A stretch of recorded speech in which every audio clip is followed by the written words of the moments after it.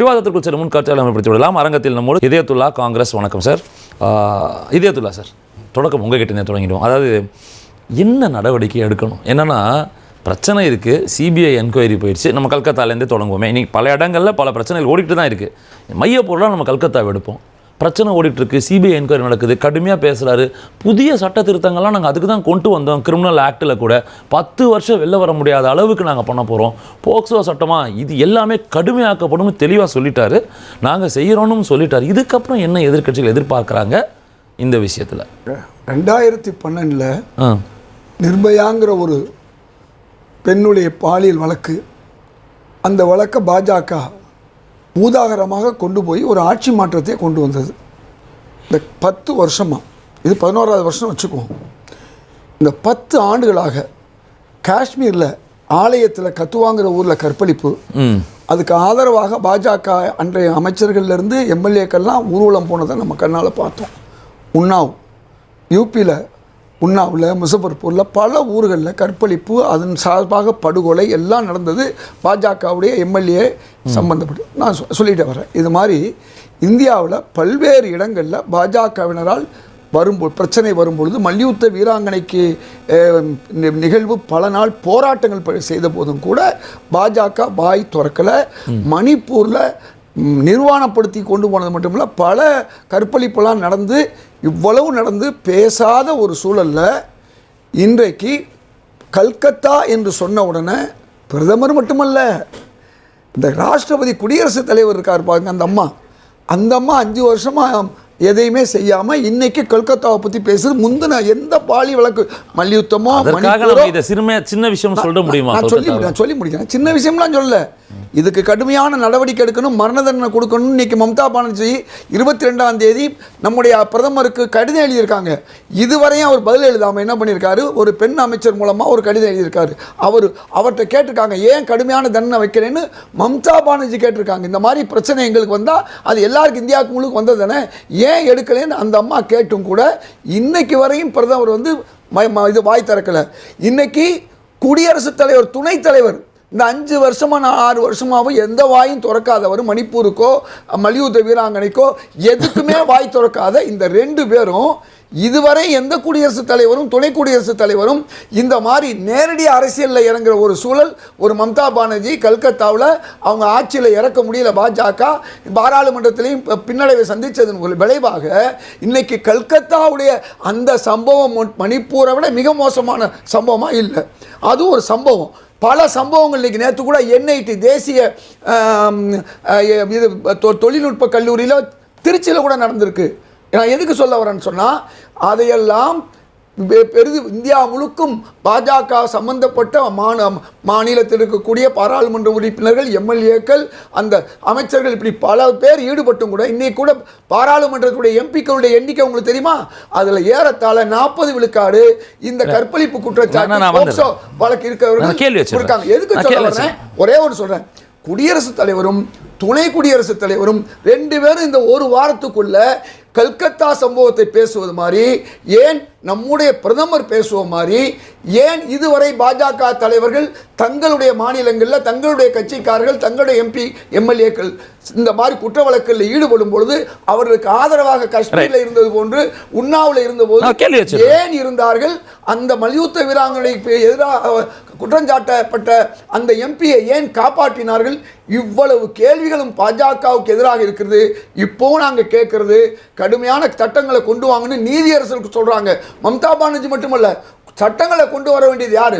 அதை விட்டுவிட்டு தேவையில்லாத வகுப்பு சட்டம், எது பெண்களுக்கு அநீதி அளிக்கிறதோ 33% ஒரு சட்டத்தை கொண்டு வந்தோமே, அதை பற்றி சிந்திச்சோமா?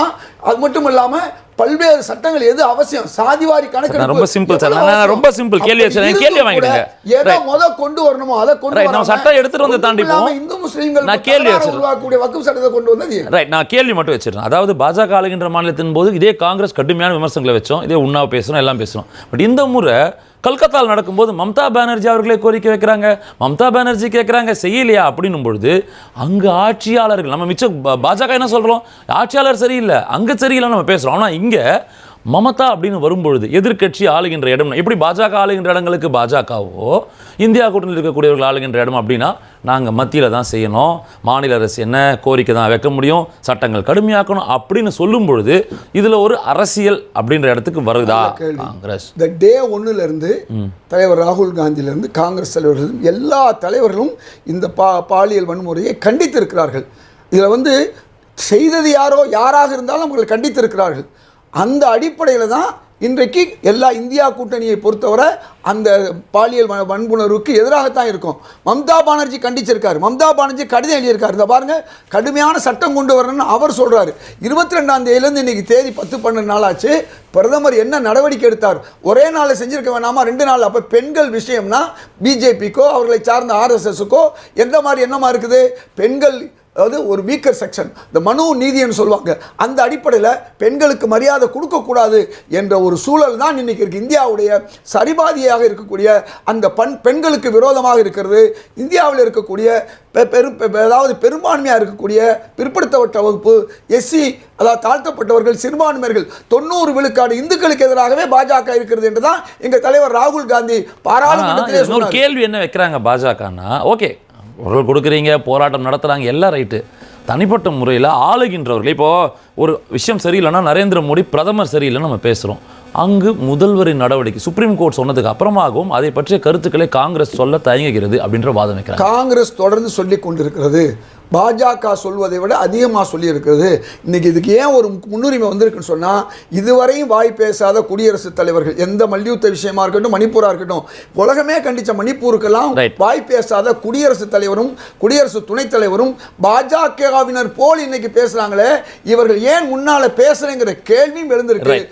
பாலியல் குற்றம் என்றால் ஒரே குற்றம் தான், யாராக இருந்தாலும் கடுமையாக தண்டிக்க வேணும், மரண தண்டனை சட்டம் கூட கொண்டு வரணும் அப்படின்னு தான் எல்லாரும் கேட்குறேன். ஒரு சிறைச்சாலையை ஏற்பாடு பண்ணணும், அங்கே அவங்கள லைஃப் வரைக்கும் மற்றவங்களோட தொடர்புபடுத்தக்கூடாது. இந்த மாதிரி கொடுமையான குற்றம் செய்தவர்கள், பாலியல் குற்றத்தில் சம்மந்தப்பட்டதெல்லாம் ரொம்ப மோசமான தண்டனைகள் கடுமையாக அவங்கள கொண்டு அங்கே வச்சு அவங்கள தனியாகவே ட்ரீட் பண்ணி அவங்களுக்கு அரசாங்க செலவில் பணம் எல்லாம் பண்ணாலும் கூட அவங்களுக்கு வேறு ஏதாவது வேலை கொடுத்து ஒரு சிறு தொழில் மாதிரி அங்கே செய்ய வச்சு அவங்க லைஃப் அங்கே முடிக்கலாமே தவிர 10 வருஷமா அந்த ஆட்சியில செய்யல. அந்த இல்ல அதுக்காக இப்ப காரணங்கள் வருது. சட்டத்தை கொள்ளைப்புறமா ஏமாத்துறீங்க. பிரிட்டிஷ் பானு காஷ்மீர் உன்னார் விஷயத்துல அதுதான் பிரச்சனை. பாஜக மேல ஏன் குறை சொல்றோம்? சட்டத்தை நீங்க விலைக்கு வாங்குறீங்க, சட்டத்தை கண்ணாடி குண்டுக்குள்ள உட்கார்ந்து கல்லெறிய முடியாது. வெளியே இருந்து 1000 பேசலாம். ரூலிங் பார்ட்டியாக இருக்கும் பொழுது எல்லாத்துக்கும் பதில் சொல்லணும். எதிர்க்கட்சியாக இருந்துட்டு பேசுறது வேற, ஆனால் ஆளுங்கட்சியாக இருந்துக்கிட்டு அதுதான் கல்கத்தாவில் செய்கிறாங்க. குற்றச்சாட்டு என்னன்னா, எதிர்க்கட்சி இங்கே பாஜக நீங்கள் சொன்ன அந்த கண்ணாடி குண்டுக்குள்ளே கல்லெறிகிறாங்கன்றதான் இன்னைக்கு வாதம். இல்லை கண்ணாடி குண்டுக்குள்ள அவங்க கடமை, அது எதிர்க்கட்சியுடைய கடமை, எதிர்க்கட்சியுடைய நோக்கம் செஞ்சா அது கடமை.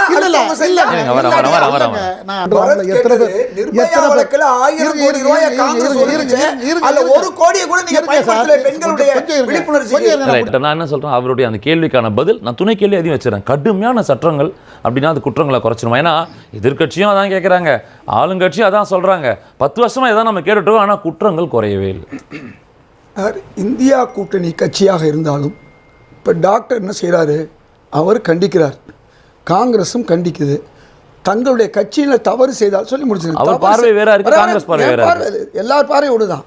தவறு செய்தால் அந்த தவறு செய்யப்பட்டவர்கள் தண்டிக்கப்படுகிறார்கள். இங்கே என்னென்ன பாஜகவில் அவர்கள் காப்பாற்றப்படுகிறார்கள், அவர்களுக்கு ஆதரவு. இதுதான் ரொம்ப சிம்பிள். எப்போ கையில் எடுக்கிறாங்கன்னு சொன்னால், இப்போ ஒரு சின்ன உதாரணம் சொல்கிறேன். இன்றைக்கி நேற்று நான் மன்னிப்பு கேட்குறேன், நான் வெக்கி தலை குனிகிறேன் சிவாஜி சிலை விழுந்ததுக்கு அப்படின்னு சொல்கிறார் யார்? பிரதமர். ஏன் மகாராஷ்டிரா தேர்தல் வரும்போது அதை சொல்கிறாரு. அப்போ மற்ற மாநிலங்களில் பிரச்சனைகள் வரும்பொழுது பீகாரில் மாதத்துக்கு 10 பாலம் விழுந்துச்சு, அதை பற்றி என்னைக்காவது பிரதமர் பேசினாரா? ஏன்னா பீகாரில் தேர்தல் இல்லை. உத்தரப்பிரதேசத்தில் புல்டோசர் விஷயம், மத்திய பிரதேசம் நடக்குது. ஒரு அநீதி, அதாவது நீதிமன்றம் செய்ய வேண்டிய வேலையை ஒரு முதல்வர் செஞ்சார், அது தவறு. சிறுபான்மையினர் இருந்தாலும் அதிகாரப்பூர்வமாக முறையாக சட்டப்பூர்வமாக நோட்டீஸ் கொடுத்து செய்யணும், செய்யக்கூடாதுன்னு என்றைக்காவது சொன்னாரா? காரணம், யூபியிலையும் மத்திய பிரதேசலையும் இன்றைக்கி தேர்தல் இல்லை. இன்றைக்கி ஹரியானாவில் இன்றைக்கி பெண்களை பற்றி பேசுறதுக்கு என்ன காரணம்? ஹரியானாவில் தான் பாதிக்க பாதிக்கப்பட்ட மல்யுத்த வீராங்கனைகள் பிரச்சனைக்குள்ளானார்கள். அதனால தான் அவங்களுக்கு ஹரியானா தேர்தலில் ஒரு பின்னடைவு. எங்கே மணிப்பூரில் என்னாச்சு? 2 சீட்லையும் எம்பியாக ஜெயிச்சவங்க ஒரு சீட்டு கூட வாங்க முடியல மணிப்பூரில். என்ன காரணம்? அந்தந்த பாதிப்பை பார்த்த பிறகுதான் அந்த மக்கள் நமக்கு பிஜேபி இழைக்கக்கூடிய கொடுமை என்று நினைக்கிறார்கள். நான் என்ன கேட்குறேன், வேறு ஒன்றும் இல்லை. பில்கிஸ் பானு மேட்டரில் நீங்கள் என்ன செஞ்சீங்க? அதாவது குற்றம் இழைக்கப்பட்டிருக்காங்க, தண்டனை கொடுத்திருக்காங்க, அவங்கள போய் நீங்க குறுக்கு வழியில போய் விடுதலை செய்யறீங்களே. அது மட்டுமல்ல, அந்த குற்றவாளிகள் ஏதோ புனிதர்கள் போல நீங்க பேசுறீங்களே, அதுதான் நாங்க தவறு சொல்றோம். அதே மாதிரி காஷ்மீர்ல நடந்த விஷயத்துல நீங்க கோயில்ல 7 நாள் வச்சு கற்பழிப்பவர்களுக்கு ஒரு பாஜக ஆதரிக்கலாமா? பிரச்சனை என்ன தெரியுமா? ஒரு நிமிஷம் அப்ப அவங்கள பேசணும். பிரச்சனை என்ன தெரியுமா? கேள்வி எழுப்புறாரு. கேள்வி எழுப்புங்க, தப்பு இல்ல. இல்ல அது வந்து புனிதர்களா சார்? ராஜீவ் காந்தி கொலை பண்ணவர்களை விடுதலை பண்ணாங்களே, நீங்க உன்னாவுல அந்த எம்எல்ஏவை காப்பாத்த திருப்பி தொடங்கிய இடத்துக்கு வரோம். ரைட், நாம சுகுணா சார் ரொம்ப நேரமா வெயிட் பண்ணிட்டு இருக்காரு. சுகுணா சார், முதல்ல சாமியார்கள் செய்த தவறுகளுக்கு ஏன் துணை போனீங்க? ரைட், நான் சுகுணா சார் அதே மாதிரி ரைட், நாம திருப்பி நம்ம முதல்ல சுற்றி பேசலாம் சார். ஒவ்வொரு ஊர்லயும் ராஜீவ் காந்தி பிஜேபி துணை போச்சு, ராஜீவ் காந்தி கொலை விடுதலை பண்ண காங்கிரஸ் கண்டிக்கிறது, தன் அத காங்கிரஸ் கண்டிக்கிறான்னு கேளுங்க. நீக்குது, திமுகவா இருந்தாலும் கம்யூனிஸ்டா இருந்தாலும் நீக்குது. டாக்டர் சொன்ன மாதிரி அங்கே மார்க்சிஸ்ட் கம்யூனிஸ்டாரங்களும் தன் எம்எல்ஏ செய்த நன்றி. நான் சுகுணா சார் நான் சொல்லிடுறேன் சுருக்கமா. லா மேக்கர் சொன்னார் இல்லையா? இப்போ என்ன பிரச்சனை வந்துருக்கு, தீர்வு என்னன்னு சொன்னால், அந்த ஊழல் செய்தவர்களையே ஒரு கட்சிக்கு வந்தவனை பாதுகாப்பது அப்படிங்கிற செய்கிற ஒரு வித்தியாசமான நிலைக்கு இந்தியா தள்ளப்பட்டிருக்கு. அது பாஜக தொடர்ந்து ஒரு தீர்வு சொல்லணும்னு சொன்னால் சுருக்கமா கொலையர் கொடியாரை வேந்து ஒருத்தல் பைங்கூழ் களை கட்டதோடு வள்ளுவர் சொன்னார். குற்றங்கள் எல்லா காலங்களும் நடந்திருக்கு. ஆனால் அந்த குற்றங்களை அதாவது தடுப்பதற்கு அரசு சட்டம் மட்டுமல்ல, அதை நடவடிக்கை எடுப்பதிலும் அந்தந்த அரசுகள் செய்ய வேண்டும். இந்த ஒரு விஷயம்தான் இன்னைக்கு மரண தண்டனை என்பது ஆண்டாண்டு காலமாக இருக்கிறது.